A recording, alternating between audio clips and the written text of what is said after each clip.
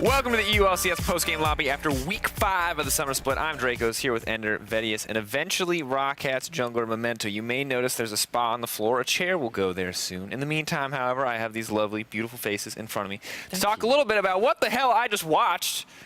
Roccat are awesome. Where did this come from? Man, yesterday you said if you were to take a player out of a team, who would be affected the most? And you wanted us to say Memento. None of us did, right? You wouldn't do it for me. We wouldn't do it. But today, we have to. Because that man is a machine. Like, he finds early game leads. And right now, when that team has an early game lead at 15 minutes, they're undefeated. It's actually unbelievable how amazing they look when they have gold to play with. And earlier today, Quickshot posed the question, will Roccat win Worlds? And I mean, if they win half of their games, then all they need to do is win that first one in the best of 5 and they get Just it. win the other half. Yeah, just win all of them.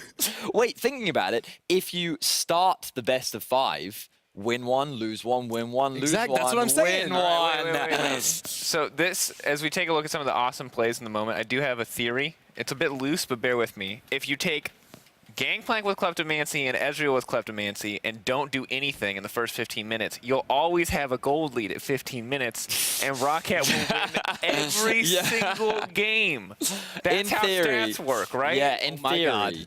You may have solved the mystery. But we'll see how the rest of the season progresses. I believe we're now being joined by the wonderful Hey there. Memento. I was Hello. told to stand by to invite him, but I'm glad. I wanted to do it. Betty is Welcome, taking my charge. friend. Thank you. Memento, we just praised you a bunch. I know you're getting mic'd up, so you may have missed half of it, but we also heard from Norskaren in the interview that he's like, well, also this moment. Like, listen 1 second. We appreciate I that. mean, he doesn't know how to hug. You earned a hug after that one, though. You both did. So the thing I want to ask is Norskaren kind of brought up this thing that this not a 50, it wasn't a 50-50 because you're winning more than you're losing, but your explosive play style is I think the words that he used, where you go off and you carry a game, in this case on the Kindred, and this is the games where it kind of starts to fall a little bit. What's the difference here? How do we know when we're going to see this explosive Memento game versus some of the games where it doesn't quite go as well? I mean, I think it just depends on what kind of jungle matchup I have. In this case, they just blind picked Trundle, and I know Kindred is really good into Trundle, but they ended up just disrespecting in the second ban phase by banning. They banned Camille, which is like a pretty good matchup as well. Yeah. But then they decided to ban Gragas, which kind of made no sense to me. So I was just really happy, so I just locked in the Kindred. I mean, it was a good look, and it was a super dominant win, too. Normally, when we see teams that are below in the standings, it's always a little bit shakier, a little bit back and forth, but Roccat looked really clean when you guys start off really well. Yeah, so talk to me about why you play Sejuani. Because when we look at when Roccat win games, it's when you have early game focused winning jungle matchups, and when, I mean, sometimes you've lost games with the same jungle match, you just don't find the same early skirmishes that you typically want. But also, when you pick Sejuani, to me, you're not setting yourself up to play in a way in which you found the most success. I mean, I think it's kind of bad to just, as a team, to just have one play style. So I don't want to just play, like, just carry junglers and just go, because at one point in playoffs, they're just going to end up, like, banning us out. Yeah. So we're still, like, practicing other comps, and we've had some success in scrims, so we decided to, like, try it out. But it ends up that we always play against, like, when we play against Fnatic or the higher teams, they always end up banning out, like, the strong junglers. Right. And then we see these kind of games where we're, like, really confused. So I think that's our main focus right now, what we're trying to do. And of course, I love playing Sejuani. I believe in my team as well, you know? That's fair. Or else it'd be kind of douchey just to be like, no, pick the carry, I'm going to play. That's very, very Very much the case. Of course, this just in, player of the game, none other than Blanc. Yes. It's Memento. You got 50% of the votes. Nobody was even close, man. You absolutely crushed it this game. Not in the damage department, but every other way. Nah, I'm all about the pressure, man. I'm just being there, you know? Never auto-attacking. Showing up, looking good. Things across the board looking pretty solid for Roccat. You talk about kind of expanding your strategies. You guys made it through your Nightmare Week. We called this a really incredibly tough week for you. The 1-1 looking all right. How are you feeling about the second round robin now coming in? Do you think this is a solid run for top 4? Or are you just looking at playoffs right now? What's the next big step? I think for us, the most important thing is just making playoffs. Then top 4, top 3, top 2, 1 obviously matters, but I mean, the rest doesn't really matter. We're just looking to make playoffs, and from there we just want to move forward. Because the last split, I don't think we really deserved to make playoffs. considering how like demolished we got in. Yeah, so we're just looking to improve from here, and I think we have a solid chance to make playoffs. True. I do want to say, though, that you guys did have the head-to-head against Misfits, so I feel like you earned it. I know that you weren't happy with your performance. I know playoffs was a struggle for you guys, but you also smashed a team that was beating top teams left and right. So there is a little bit of credit there. But after your win, I think it's fair that we take a look at the standings. We see how things have been shaken up. For you, Christy, outside of Roccat, what stands out the most to you? What is the most interesting thing at the end of this week? Well, I mean, the fact that the top two teams coming into the week, G2 and Misfits, both picked up a loss, really just sort of sends the standings into a bit of disarray because there's so much parity between these teams now that we have seen those top teams been taken down a few times, that there's a lot of room for these teams in the 5 to 6 range to step on up. Yeah, I think. Do we believe in Schalke, though? 6-4 right now. Their schedule has been better over the last 4 games. But here's the thing. They played against Unicorns of Love, Yeah. H2K, Yeah. Giants, and Splice. Yes. That's a very easy, compared to playing against the top teams Sure. of the league, that's a much easier schedule to go against. So let's get your opinion here, because we had G2 members on the podcast last week. We had a lot of people hard rooting for Schalke as this playoffs contender. Where do you think Schalke stand right now, Memento? Do you think they're a clear favorite? Do you think they still have a lot to work on? I think they still have a lot to work on. I don't really see them as because we saw the game against H2K yesterday where they seem to really struggle how to close out games. Yep. So I think they still have a lot of weaknesses and they're not really a top 4 team yet. So, in my opinion, right, and I will use Memento as an example because it's a good one.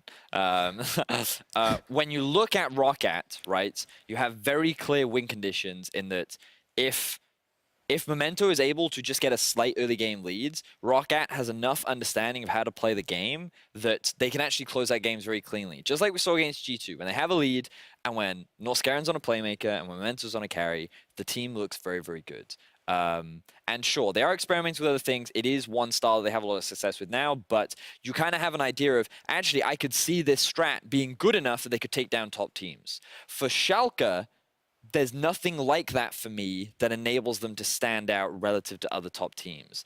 I think Nuke Duck is good, and I think that they have found success by playing through Nuke Duck, but Nuke Duck has not been an exceptional carry that I think could suddenly take down the top 3 teams in Europe. And they just feel very standard. They feel like a middle-of-the-pack team that would beat teams that are below them, but will struggle against teams above them because they just feel standard. There's nothing special about this squad. Okay. The issue with that statement, so assuming I agree with everything else, Sure. right? And I think there's a little bit of debate about Nuke Duck, but Sure. if we just assume that they beat everyone below them, Betty's there in 4th, dude. If they Yeah, beat no, everyone in below but- them, they stay in 4th But place. this is the thing, when they play against Roccat, I don't think they will. I think Roccat or Splice will beat them. Yeah, Rocket for sure, man. Like, Yeah. those guys are really good. Okay, so my question is, where do you see, taking standings out of account, where would you rank Schalke right now then? Because you're talking about them I would beating put them 5th, flat 5th. flat 5th. So they beat everybody but Misfits, Fnatic, G2 Esports, and Roccat. So originally I would have said Vitality, but Vitality have been on a downward trend. And right now, if Splice can play like they did earlier in the day, I would argue that Splice is better than Roccat. Based on what I've seen. I'm sitting right here, man. Based on what I've seen. But yeah, I think Schalke would sit around the 5-6 mark for me. Ender, what's your take here? How do you think the top 6 looks? Standings aside, how are you feeling about how these teams stack up? Are you a firm believer that Schalke might be in that 5th place slot? More importantly, do you believe that Roccat are 4th in the same way that Vedius does? Well, I didn't say that. you said they were above them. I said Schalke's above them, but I also said that Schalke could be in 6th, depending on how consistent Splice are. All right, so Betty's saying literally nothing concrete. So do you want to give me something I'm here? going to take the firm stance here, and I think Splice is actually a better team than Schalke at the moment, and I would put Schalke down into 6th spot, which was one of the options One you of the gave options, Vedius, yes. but that's the one that I would say firmly. Okay, fair. So if we ignore the bottom 3, I would say right now how it is, these 6 teams will make playoffs. That's my stand on Ooh, it. you're kicking Vitality out. So that was the follow-up that I had. So Vitality does not make playoffs for you. No, I don't think so. What's the difference now between spring and summer that decides that? I think spring they had like the surprising factor, or what do you call it? Surprise factor, yeah. Yeah, I guess so.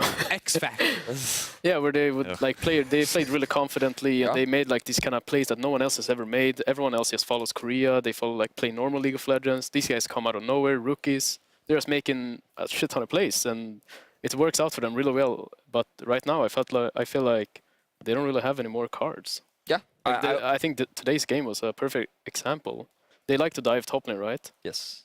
But they don't really seem to care about any other factors that the jungler might be there or the mid lane might be following. And they're like, yeah, okay, let's just try dive this guy, and if it works out, I think we'll have a lead. And or if it doesn't, then we throw the game. So there are three things I think really stood out for Vitality. Number one, they got red side pretty much every game in the first half of the split. And red side was really OP back in spring, and they took big leverage of that, making sure that they would have winning matchups. The other big thing was that Gilius consistently played around Jizuke. It was like a mid-focus meta, and they found a lot of success enabling him.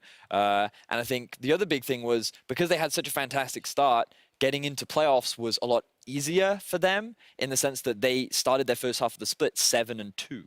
So I think many things went in the favor of Vitality. And coming into this bit, they no longer play around their mid laner. The creative picks worked initially, but teams have figured them out. And their playstyle is very linear. They will fight you a lot. And you know they will fight you a lot. And so if you just draft in a way to compensate and prepare for that, then teams, just as demonstrated today, can mitigate it. All right, Ender, do you agree? Are you just kicking them out of playoffs too? They're 5-5. They're in the three-way tie for 5th right now. Yeah, so I think I kick them out too. What I look at is last spring, you're talking about surprise factor. It was the fact that they were a team that was willing to play in the early game, make Gilius, making all these crazy plays, going for the 50-50s.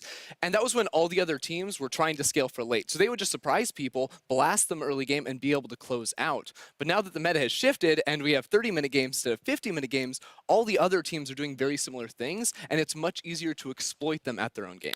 I think today, during the game, one of the casters, who was casting that game? I was. That was you, right? Yeah. And you said, it was a really good point. You said, Vitality do not know how to stop.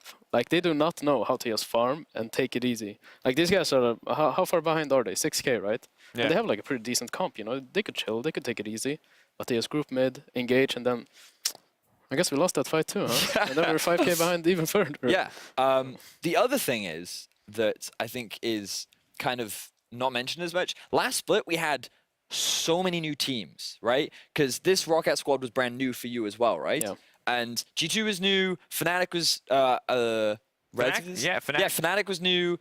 Misfits was new because they had new mid. Like, all the teams were new and figuring stuff out, whereas Vitality... Fnatic was new. I can't remember. No. Oh, wait, no, they kept... Hylissang. Hylissang, yeah. Oh, Hylissang. no, but that was Hylissang. Yeah, you're right. So Fnatic wasn't new, but they also finished... They were the first. least. They had the least Yes, changes, yes, but they yes. still had a new. My member. apologies, right. But my point is that the vast majority of our league last split was a lot of new players and new teams. And one of the most consistent things we heard was we're still figuring out how we as a team like to play, right? And I feel like now that that consistency has been found, a lot of the teams know how to play with each other. They know their strengths and weaknesses.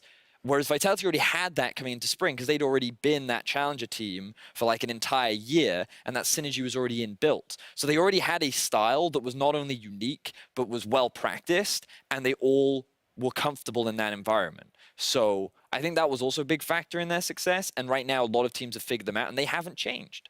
So I think it is a compelling argument. If they make changes, I still think that they have good enough players that they can contest.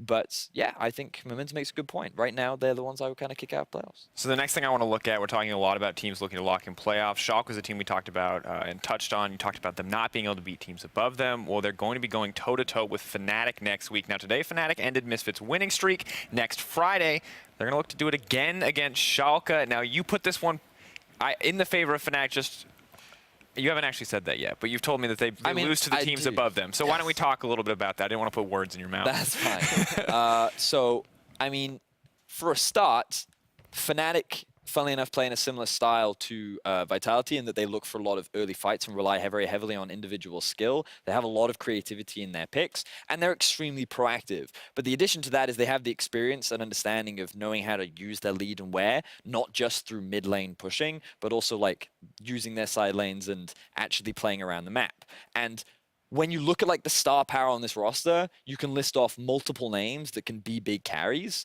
And I just don't see that for the side of Schalke. And I just think they're going to play too standard and too safe to be able to deal with the chaotic and proactive style that Fnatic looks to bring. Because it's the creativity, really, from Fnatic that has impressed me, specifically in this week. We talked about the Gangplank Fiddlesticks bot lane, the Wukong mid lane today as well. It seems like they're always keeping their opponents off guard, and that allows them to have those really good lane matchups, build that into a strong team fighting and skirmishing mid game that really suits their style. What's Yeah, your they're opinion? also 5 individually really good players as well, so that kind of helps.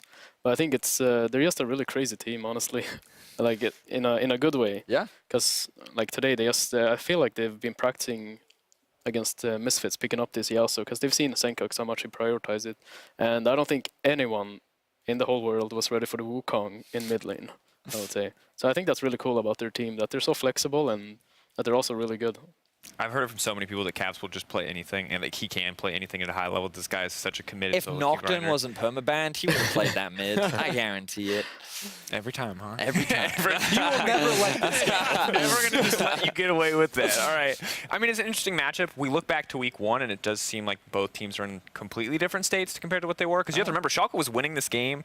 They threw hard at Baron. They let Fnatic just walk up and take a free Baron. This was the brief Reckless era of this Fnatic lineup this The season. Janna one trick, I remember. Yep.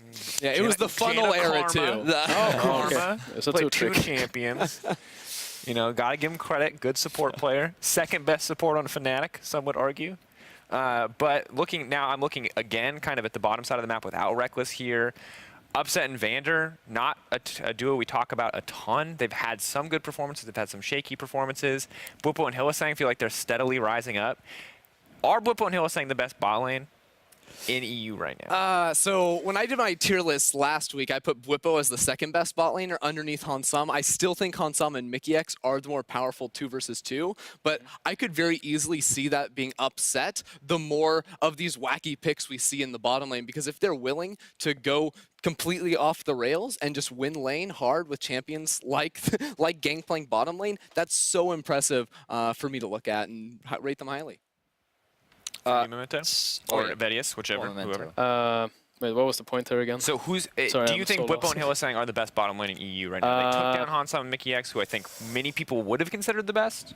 But it's the same with like Hylissang and Bwipo are like the same with the X Factor. Like I think these two guys are just really crazy. Like they will go for every single outplay they will, can. yeah. And I think Bwipo and Hylissang together are just an explosive combo, which is really scary. But I do think Mickey X and Hansama are a lot more consistent, and I think I would place them at first, I for sure. 100% agree. And tying up that into their matchup versus Schalke, the one thing I will say about Vander is he's now actually getting involved with the rest of the map more. It's less about the 2v2 with that duo, and it is more about how Vander works with Amazing. And I think a lot of how they've been able to get their wins recently is that Vander's actually roaming effectively, and he's utilizing the early pressure that they have in bot elsewhere on the map. And that's why we've seen things like Vladimir come out from Upset, where he just sits in the lane, survives 1v2s just fine.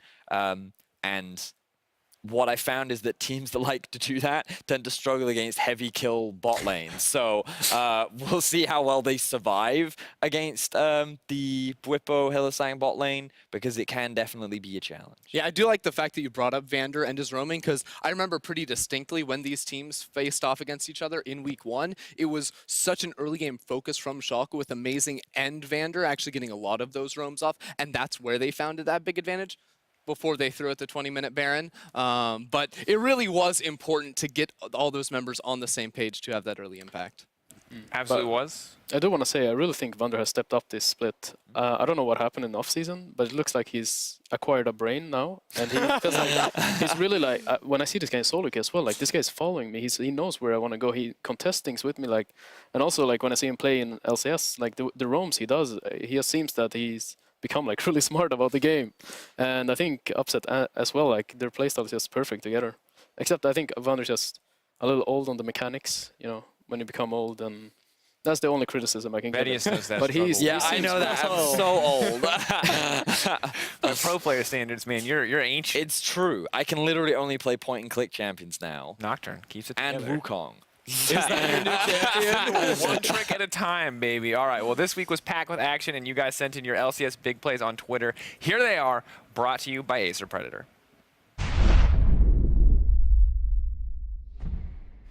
All right, first up, it's no surprises. I'm going to run this one every time I get a chance. It's the greatest play of all time from Schalke's top laner, Vizicachi. He's the 2017 Spring MVP. It was the perfect ultimate, the perfect situation to stop H2K from winning a game on his signature Poppy. Could be the game-winning play for them if they secure this Elder. They don't know where Schalke are. Now they realize, amazing, shredded through that Black Cleaver doing work. Bam, and knock away! Amazing, get in there! Jachi! That is what you need if you want to make a big play. They catch out Tarkench as well. H2K trying to find a fight out of the midst of this all. But Schalke, hello! Schalke, no fear! That is what you need if you're going to win games and if you're going to make it to playoff. I'll pick I ulted with 3 people. Look, Yeah, look, yeah, look, yeah, got it. We can fight this if they Okay, go. yeah. Go Tam, tam. Yeah, go time first target, nice. Holy. I got killed. Go. Lucia. I got Gragas as well. Holy Kill this guy. We can end. Nice. Come here, end. I'd have to wave. Come here, end. Holy Chachi, you're That's why you play. genius. That's why you play fucking Guys, Poppy. please, end this game, please. They're feeling it by the end there. The comms at first, I was like, wow, they're really chill. But then like 30 seconds later, after the play is finally over, they're like, oh my god. It's just like, yeah. Now, every time I show that play to a pro player on stage at all, they always have some feedback. How do you feel? A lot of people have been telling me that Kindred should have just pushed Smite, that never should have happened. I mean, I think there was like a surprise burst. It was 1.4, and then he just went down to 300 at the same time. And then Shook realized, he's like, well, I could probably smite this one. And then he just walks up, and the Vizicachi just gets the... I remember seeing that live. It was the most insane ult I've ever seen. So honestly. insane. It was insane. It was super dirty, and that feeling is you're the Kindred flying away slowly. Yeah, you know it's gone. You know? To watch in slow motion is you've just lost what could have been your first win. I'm sorry, Shug, dude. It's just brutal. Yeah. Well, later in the day, Fnatic's mid laner Caps completely took over the game against UOL. His Aurelia play left at Eden, feet Billy completely speechless. Neon, meanwhile, getting chunked a little low. We check back in with mid because it looks like Caps wants to go all in onto Exile. Level 6 versus level 6, but Caps takes the kill. It does seem to be a strategy that works for Unicorns to send Cold into the mid, and Exile's going to need some more help because we've got another all in here. Gangplank getting a little bit of an assist, and Exile, we've seen this movie before. Exile again goes over the wall, and just when he thinks he's out of the woods, double time, and Caps picks up his third. Exile, it's one of those games. Yeah, it's tough to say. Wait a It's not second. just Exile. Caps is going even further. Roxa? Force these fights as, oh, just stop. He's already dead. Here comes the Fiddlesticks. Hylissang going in. Caps right behind him. Blade surging for one. Looking for a second. And he's rooted up under tower, but he's staying alive. And the rest of the team is getting cleaned up. Roxa taking down Cold. Well, that's 13 kills for Caps. He's actually on the Nexus. He doesn't need to take the inhibitors. He's going to go ahead and just grab this one all by himself. Wait a minute, pad those stats one more time. How about 14, maybe even 15? And he hasn't died this game. The immortal Caps looking to stack it up. Shut down Gold, 15 kills in a Nexus. So as a former playtester, when you Okay. watch this happen, you sit there and go, we need to nerf that champion again, right? No, I'm over here like, we need to nerf Caps. That guy is actually hard smurfing at LCS. Give him 2 less fingers. It's not fair for everybody else. Just bind them together. Make them 15, 0, and 3. And this is the second time this split, the Caps has just ruined somebody's life. Do you remember the Sir Nuke-a-Lot Zyra game? Oh, yeah. He literally got one shot like 5 times consecutively. Yeah, I keep casting these games where Caps has over 10 kills. I'm just like, well, I guess I'm just going to start wildly screaming whenever he throws out a skill shot because it's going to be another kill. All right, yeah. So if you're a fan of Exile, you can flame Ender. It's Ender's fault. Every time he casts the game, it goes off. Well, Fnatic and Caps, they didn't stop there. Tonight, they ended Misfits' 9-game winning streak with a dominating win. Let's check out some of the highlights. Look mid lane. Comedy of errors. Hylissang's looking for the target. There goes the Cyclone into the dive. Senkax is ignited. Hilly's chasing him, using the dashes to go through, and Hylissang gets the kill. That's Fnatic evening it out. Hansama definitely does not want to find him. I think Senku's in trouble. Well, that's a pretty Goomba stomp onto Senkax. They're playing versus this. Look at that damage! Caps destroys Hansama where he stands. Mickey's the next target. Realm War brings Bwipo to the back end, and Maxlaw's now being chased. Alfari's come to the party. He was finally invited, but it's simply too little. It's simply too late. Tefishu, I asked you 20 minutes ago about it, and he is the last man standing. Alfari's Mundo means nothing to Fnatic. So, we saw Wukong mid today. Yeah. I'm rewatching that, and the saddest part to me is when Hansama flashes backwards and he's still inside the Wukong cycle. That was like the moment where I was like, oh, this game is super done. So, Memento, Yeah. Wukong. We talked a little bit about Caps pulling out these crazy picks already. What did you think of it from the game? Are you at all nervous about this champion next time you face Fnatic? Didn't they nerf Wukong recently? Because it was so broken in Did low they? elo. I believe they did. They did, actually. for sure. Yeah, They yeah. nerfed it, so we won't be seeing it anymore, man. What do you mean low elo? Like, I'm like, in my elo, Challenge. I feel like Wukong's been a solo queue terror for a while. Is it not in Challenger? I'm not even challenged. I am now. Yeah. But I thought like it was tormenting everyone in solo queue. That was my interpretation. I've seen of it. two types of Wukong. The Wukong who goes 0-10 Yeah. and the Wukong who goes 10-0. Like Yes. there's no in between. 100%. And that's like the Caps, you go solo like game. 1-1-7. I feel for Caps though, because like you feel like that's the performance where he's gonna pop off, and then both the times there's a gank mid lane, he doesn't get the Yeah, kill. it's like Hillsang's playing Pike, coming by, stealing all the kills. Like, what's up with that, man? That is the best way to describe Pike. Oh, he's just I guess just he doing comes his from thing. below, Just so it's doing more his like thing. this. Making really loud noises with the W in the God, eye. yeah. All right, man. Well, we're gonna get more big plays next week. Starting with Unicorns of Love versus Misfits Gaming. Now, you might think this would be a one-sided matchup, and you might be right. I don't know why I started that sentence. I was like, where are you going with that? But maybe this is when Exile pops off. We've seen it happen. You might not have faith. If you don't want to hit on that point, tell me about a different matchup, friends. What are you guys excited Oh, about? H2K versus Rocket. I can't wait to see that Memento guy play more League of Legends. What an insane player. I absolutely love that guy. Oh, hey, Memento. Whoa. Memento, you feeling good about your H2K matchup? Yeah, I do. But even though they're 0-10, I don't think they're worth like underestimating. Because Do you I've think always. Do you think they've been looking better this week? That's kind of been the debate on the broadcast team. I think they looked more like they do not care anymore. Okay. It felt like they're really playing with confidence now, you know? There's, I see. It's in that kind of way. So, in a sense, like I said it last split as well, when they were 0-6 or something, or 1-6, that a team that has nothing to lose is always the scariest because they don't really care. They just go all in.